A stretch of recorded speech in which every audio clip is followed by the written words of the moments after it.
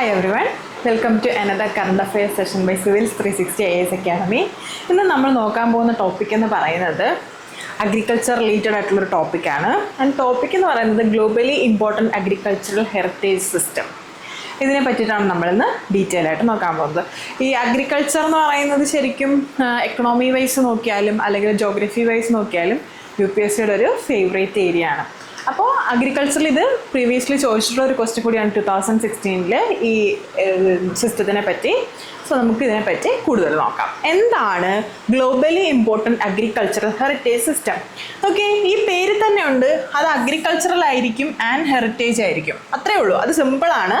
ഈ എന്താണ് അഗ്രികൾച്ചറലി heritage system എന്ന് പറഞ്ഞു കഴിഞ്ഞാൽ ഒരു ലാൻഡ് അല്ലെങ്കിൽ ഒരു ലാൻഡ്സ്കേപ്പ്, ആ ലാൻഡ്സ്കേപ്പിന് അഗ്രികൾച്ചറലി ഇമ്പോർട്ടൻസ് കാണും, പ്ലസ് കൾച്ചറൽ വൈസ് ഇമ്പോർട്ടൻസ് കാണും. അതായത് ഒരു ട്രഡീഷണൽ നോളജിൽ ഊന്നിക്കൊണ്ടുള്ള ഒരു കൃഷി രീതി, നമ്മുടെ കൾച്ചറും ആ ഒരു ട്രഡീഷണൽ കൾച്ചറും നമ്മൾ പ്രിസർവ് ചെയ്യുന്നുണ്ടായിരിക്കും ആൻഡ് അഗ്രികൾച്ചറൽ മെത്തേഡ്സ് അതുമായിട്ട് അലൈൻഡ് ആയിരിക്കും. അപ്പോൾ അങ്ങനെയുള്ള സൈറ്റ്സിനെയാണ് നമ്മൾ എന്ത് പറയുന്നത്, അഗ്രികൾച്ചറലി ഹെറിറ്റേജ് സൈറ്റ്സ് എന്ന് പറയുന്നത്.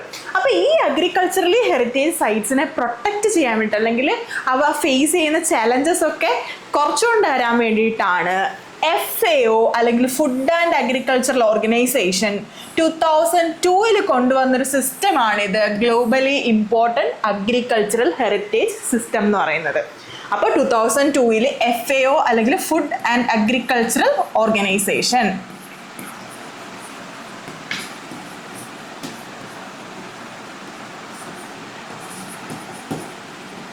2002 agriculturally and heritage wise important ആയിട്ടുള്ള സൈറ്റ്സിനെ പ്രൊട്ടക്റ്റ് ചെയ്യാൻ വേണ്ടിയിട്ട് അല്ലെങ്കിൽ ആ ഒരു സൈറ്റ്സിൻ്റെ ഐഡൻറ്റിറ്റിയെ നിലനിർത്താൻ വേണ്ടിയിട്ട്, അത് ഫേസ് ചെയ്യുന്ന ത്രെറ്റ്സിനെ മിറ്റിഗേറ്റ് ചെയ്യാൻ വേണ്ടിയിട്ട് FAO 2002 കൊണ്ടുവന്നൊരു സ്കീമാണ്, ഒരു പ്രോജക്റ്റാണ് എന്താന്ന് പറയുന്നത്, globally important agricultural heritage sites എന്ന് പറയുന്നത്.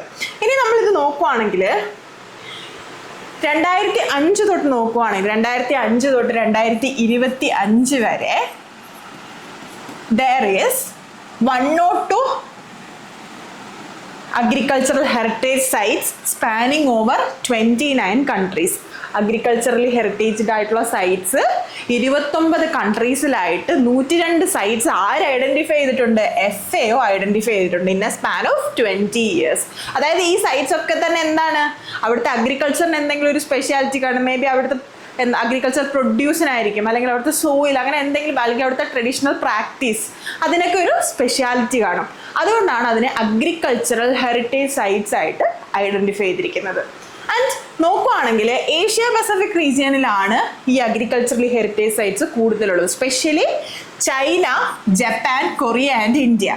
അപ്പോൾ ലേറ്റസ്റ്റ് അഡീഷൻസ് നടന്നത് ജപ്പാനിലും ചൈനയിലുമാണ്. അവിടെ തന്നെയുള്ള ജപ്പാനിലും ഇറ്റലിയിലുമാണ്. അവിടുത്തെ രണ്ടിടത്തെയും സ്പെഷ്യലായിട്ടുള്ള കൃഷി രീതി കാരണം ഈ 2 കൺട്രീസിലുള്ള 2 സൈറ്റ്സ് ആഡ് ചെയ്തു. അങ്ങനെയാണ് 102 സൈറ്റ്സ് ആയത്. ഇനി ഇന്ത്യയിലെ കാര്യം നോക്കുവാണെങ്കിൽ ഇന്ത്യയിൽ മൊത്തത്തിൽ 3 സൈറ്റ്സ് അഗ്രികൾച്ചറലി ഹെറിറ്റേജ്ഡ് ആണെന്ന് ഐഡൻറ്റിഫൈ ചെയ്തിട്ടുള്ള 3 സൈറ്റ്സ് ഉണ്ട്. ഏതൊക്കെയാണെന്ന് ചോദിച്ചു കഴിഞ്ഞാൽ, ഒന്ന് പാംപോർ ജമ്മു ആൻഡ് കാശ്മീരിൽ, കൊറാപുട്ട് ഒഡീഷയിൽ, ദെൻ കുട്ടനാട് കേരളയിൽ.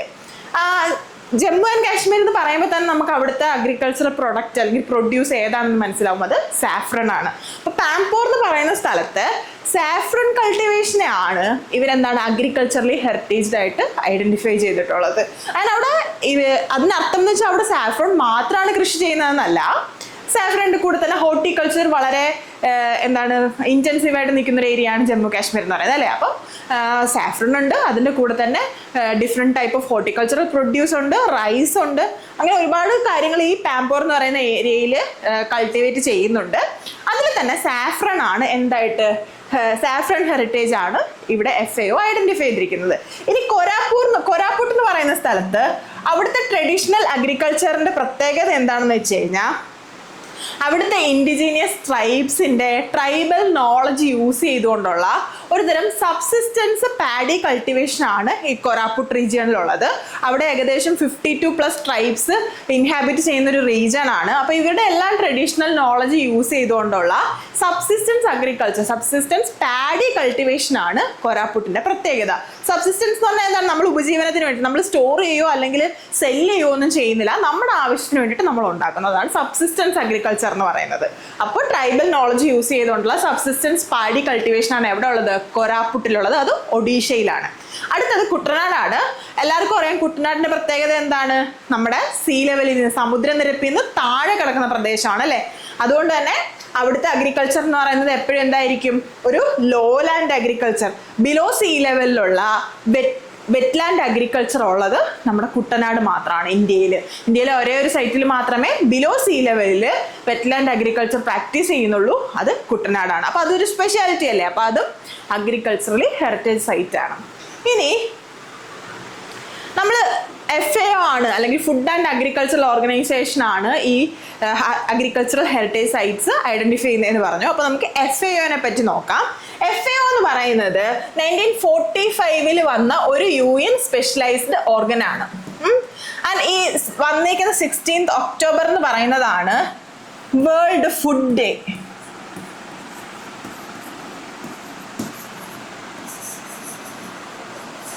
അഗ്രികൾച്ചറിനും ഫുഡ് സെക്യൂരിറ്റിക്കും ഈക്വലി ഇമ്പോർട്ടൻസ് കൊടുക്കുന്ന ഒരു ഓർഗനൈസേഷനാണ് FAO. Agriculture, food security, nutrition, sustainable practices, ഇങ്ങനത്തെ എല്ലാ കാര്യങ്ങൾക്കും ഇമ്പോർട്ടൻസ് കൊടുക്കുന്ന ഒരു UN സ്പെഷ്യലൈസ്ഡ് ഏജൻസിയാണ് ആര്? നമ്മുടെ FAO എന്ന് പറയുന്നത്. ഇനി ഈ FAOയുടെ ഹെഡ് ക്വാർട്ടേഴ്സ് റോമിലാണ്. ആൻഡ് ഇതിൽ മൊത്തം 195 മെമ്പേഴ്സ് ഉണ്ട്. 194 കൺട്രീസും പിന്നെ EU. ഇനി ഇതിന്റെ ഞാൻ നേരത്തെ പറഞ്ഞു ഇതിന്റെ ഒബ്ജക്റ്റീവ് എന്തായിരിക്കും? ഫുഡ് സെക്യൂരിറ്റി, എന്താണ് സസ്റ്റൈനബിൾ അഗ്രികൾച്ചർ, അല്ലെങ്കിൽ എന്താണ് ന്യൂട്രീഷണൽ സെക്യൂരിറ്റി, അങ്ങനത്തെ ഒബ്ജക്റ്റീവ്സ് ഉള്ള ഒരു ഓർഗനൈസേഷനാണ് FAO എന്ന് പറയുന്നത്. ഇനി FAO പബ്ലിഷ് ചെയ്യുന്ന മെയിൻ റിപ്പോർട്ട്സ്, ഇത് ശരിക്കും UPSCയുടെ ഒരു ഫേവറേറ്റ് ഏരിയ ആണ്. ഒരു റിപ്പോർട്ട് തന്നിട്ട് അത് പബ്ലിഷ് ചെയ്യുന്നത് ആരാണെന്ന് ചോദിക്കല്. ഇതിനകത്ത് ആദ്യത്തെ 2 റിപ്പോർട്ട്സ് കാണുമ്പോൾ നമുക്ക് മനസ്സിലാവും food and agriculture, state of food and agriculture, state of food security and nutrition. ഇത് രണ്ടും കാണുമ്പോൾ നമുക്ക് ഒരുവിധം ജനറലി ഗസ് ചെയ്യാൻ പറ്റും ഇത് FAO ആണെന്ന്. മൂന്നാമത്തതാണ് global forest resource assessment.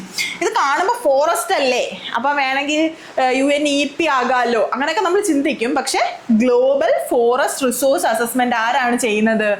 Food and agricultural organisation. വേണമെങ്കിൽ ഇങ്ങനെ ആലോചിച്ചാൽ മതി, ഫോറസ്റ്റ് റിസോഴ്സസിനെ പറ്റിയല്ലേ. അപ്പോൾ അഗ്രികൾച്ചറൽ റിസോഴ്സസിനെ പറ്റി ആരാണ്?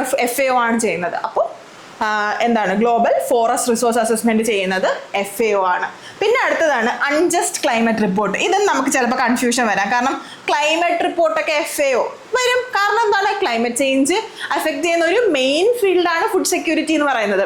അപ്പോൾ ക്ലൈമറ്റ് ചേഞ്ചിന്റെ കാര്യങ്ങൾ, അൺജസ്റ്റ് ക്ലൈമറ്റ് റിപ്പോർട്ട്, അത് ആരാണ്? FAO ആണ് പബ്ലിഷ് ചെയ്യുന്നത്.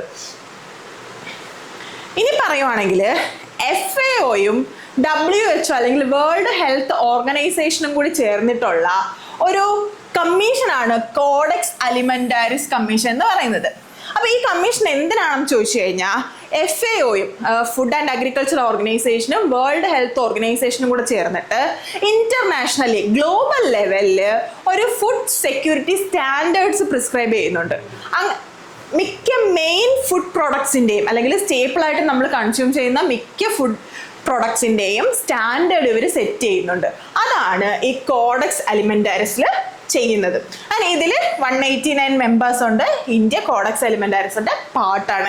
ഇങ്ങനത്തെ കാര്യങ്ങളാണ് ശരിക്കും ശ്രദ്ധിക്കേണ്ടത്. ഇന്ത്യ അതിന്റെ പാർട്ടാണോ, ഇന്ത്യ അതിന്റെ പാർട്ട് അല്ലേ, അങ്ങനത്തെ കാര്യങ്ങളാണ് ശ്രദ്ധിക്കേണ്ടത്. അപ്പോൾ കോഡെക്സ് അലിമെന്റാരിസിൽ ഇന്ത്യ പാർട്ടാണ്. പിന്നെ ഇവിടെ ഒരു സംഭവം എന്താണെന്ന് വെച്ച് കഴിഞ്ഞാൽ പറഞ്ഞു ഓൾമോസ്റ്റ് ഓൾ ഫുഡിന്റെയും സ്റ്റാൻഡേർഡ്സ് ഇവർ പ്രിസ്ക്രൈബ് ചെയ്യുന്നുണ്ട്. അപ്പോൾ വേണമെങ്കിൽ പറയാം നാച്ചുറൽ ആയിട്ടുള്ള ഫുഡ്സിന്റെ അല്ലെങ്കിൽ പ്രോസസ്ഡ് ആയിട്ടുള്ള ഫുഡ്സിന്റെ സ്റ്റാൻഡേർഡ് ആണ് പറയുന്നത്. അല്ല, പ്രോസസ്ഡ് ആയിട്ടുള്ളതിന് പറയുന്നുണ്ട്, സെമി പ്രോസസ്ഡ് ആയിട്ടുള്ളതിന് പറയുന്നുണ്ട്, റോ ആയിട്ടാണെങ്കിലും പറയുന്നുണ്ട്. ഏത് കാറ്റഗറി ആണെങ്കിലും ഫുഡിന്റെ സ്റ്റാൻഡേർഡ് ഈ കോഡെക്സ് അലിമെന്റാരിസ് പ്രിസ്ക്രൈബ് ചെയ്യുന്നുണ്ട്. അപ്പോൾ അതാണ് FAOയും അതുമായിട്ട് റിലേറ്റ് ചെയ്ത കോഡെക്സ് അലിമെന്റാരിസും. അപ്പോൾ നമ്മൾ എന്താണ് globally important agricultural heritage site എന്ന് നോക്കി, അത് FAO ആണ് ഡിറ്റർമൈൻ ചെയ്യുന്നത്. പിന്നെ FAO എന്താണെന്ന് നോക്കി, ആൻഡ് ലാസ്റ്റ് FAOയും WHOയും കൂടി ചേർന്നിട്ടുള്ള കോഡെക്സ് അലിമെന്റാരിസ് എന്താണെന്ന് നോക്കി. And I hope the topic is clear for you. ഇത് 2016 UPSC പ്രിലിംസിന് വന്നിട്ടുള്ള ക്വസ്റ്റ്യൻ ആണ്. ഇപ്പം നമുക്ക് ഈ globally important agriculture heritage site എന്താണെന്ന് അറിയാവുന്നത് കൊണ്ട് ഇതിൻ്റെ ആൻസർ ചെയ്യാൻ എളുപ്പമായിരിക്കും. സ്റ്റേറ്റ്മെന്റ്സ് ഒന്ന് നോക്കിയാൽ മതി, നമുക്ക് മനസ്സിലാവും. ഫസ്റ്റ് സ്റ്റേറ്റ്മെന്റ് എന്താണ് തന്നിരിക്കുന്നത്? Provide modern technology. അതാണ് അവിടുത്തെ കീവേഡ്. ഫസ്റ്റ് സ്റ്റേറ്റ്മെന്റിലെ keyword to provide modern technology training in modern farming. Support financial support for local communities in identified sites. Okay. Second statement എന്താണ് പറയുന്നത്? Safeguard eco friendly traditional farm practices associated with landscapes and agricultural biodiversity and knowledge of local community. മൂന്നാമത്തെ statement പറയുന്നത് geographical indication status കൊടുക്കുന്നു എന്നാണ്. ശരിക്കും എന്താണ് നമ്മൾ പറഞ്ഞു?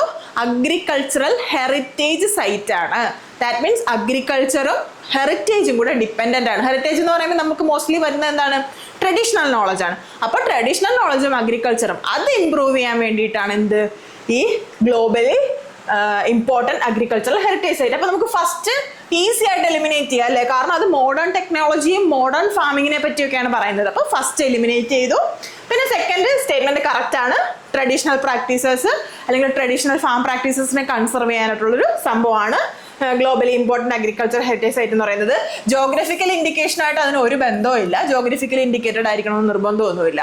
സോ അത് നമുക്ക് എലിമിനേറ്റ് ചെയ്യാം. ആൻസർ എന്ന് പറയുന്നത് 2 ഓൺലി, ബി ആണ് ആൻസർ. അപ്പോൾ ഈ ടോപ്പിക്ക് ക്ലിയർ ആയി എന്ന് വിചാരിക്കുന്നു. See you with another topic. Thank you.